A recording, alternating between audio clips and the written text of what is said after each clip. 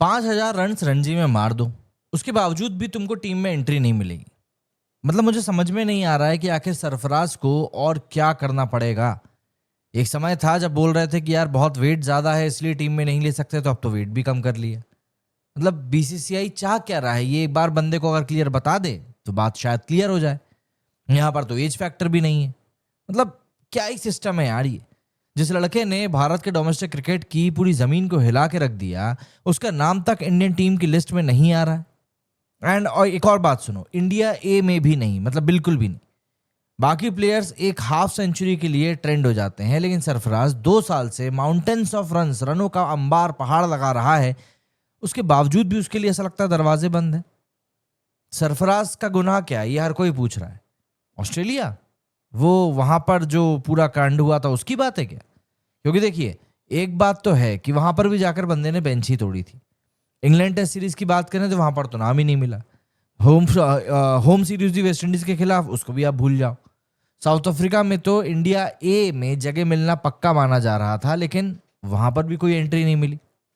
मतलब ये एक सिर्फ और सिर्फ डिसरिस्पेक्ट नहीं है, बल्कि एक तरीके से खिलाड़ी का अपने खेल के प्रति जो श्रद्धा है उसका अपमान है।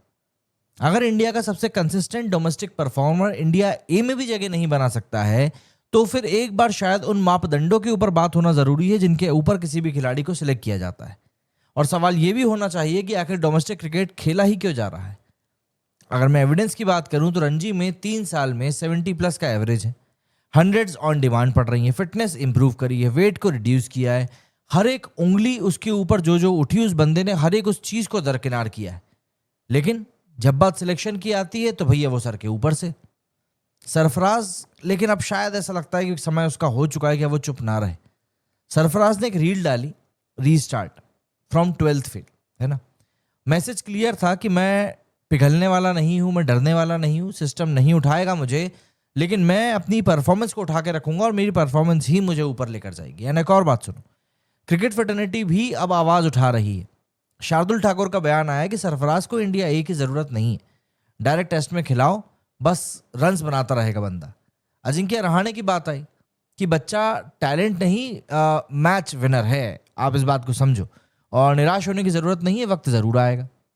एंड ये सिर्फ प्लेयर्स नहीं है, देखिए पॉलिटिशियंस तक इस बात को लेकर अब बोल रहे हैं। मतलब अब तो आवाज सब जगह पर पहुंचना शुरू हो चुकी है। अब बीसीसीआई के अगर लॉजिक की बात करें तो उन्होंने कहा कि we expected better from Sarfaraz. मतलब 8 इनिंग्स में 205 रन्स इंग्लैंड में करुण नायर ने स्कोर किए और वहां पर बंदा पूरी तरीके से फेल हो गया। और उसके बाद फिर आप बोल रहे हो कि भैया यहाँ पर चीज़ें हमारे लिए सही नहीं हो रही हैं। आप यहाँ पर सिर्फ एक 300 को याद करके बंदे को कमबैक दे सकते हो, लेकिन जो लड़का हर साल 3,000 रन स्कोर कर रहा है उसको आप बिल्कुल कैसे, मतलब आंखों के सामने भी नहीं टिकने दे रहे हो। बड़ा सच ये है एक्चुअली कि कहीं ना कहीं politics is much much much greater than performance. जनता सब देख भी रही है, समझ भी रही है कि जो 90s का सिलेक्शन कल्चर था ना, वही एग्जैक्टली एक तरीके से दोबारा यहाँ पर लौट आया है। अपना बंदा हो तो प्ले, ना हो तो प्ले नहीं। नो मैटर रन्स कितने बना ले वो बंदा, उसको चांस नहीं मिलेगा। सरफराज जैसे प्योर टैलेंट को इग्नोर करना इंडियन क्रिकेट फ्यूचर के साथ एक बहुत बड़ा जुर्म है। देखो, एक बात ये हो सकती है कि जो ऑस्ट्रेलिया में पूरा कर्मकांड हुआ था, बातें लीक होने वाला, उसके कारण गंभीर का मैसेज गया हो कि भैया इस खिलाड़ी को नहीं खिलाना है, नहीं खिलाना क्योंकि ये टीम कल्चर को खराब कर रहा है। तो आप उसको कम से कम दूसरी जगहों पर तो मौका दे सकते। सरफराज का क्रिकेट सिर्फ उसका पैशन नहीं है, उसके पिता उसके अब्बू का सपना भी है। और जैसा कि हर भारत के हर पिता अपने बच्चे को लेकर सपना देखता है कि वो भी उसको बढ़ते हुए देखना चाहते हैं। वो अपने बेटे को इंडिया की जर्सी में देखना चाहते हैं एंड किसी स्टेडियम में नेशनल एंथम पर उस बंदे को खड़े हुए देखना चाहते हैं।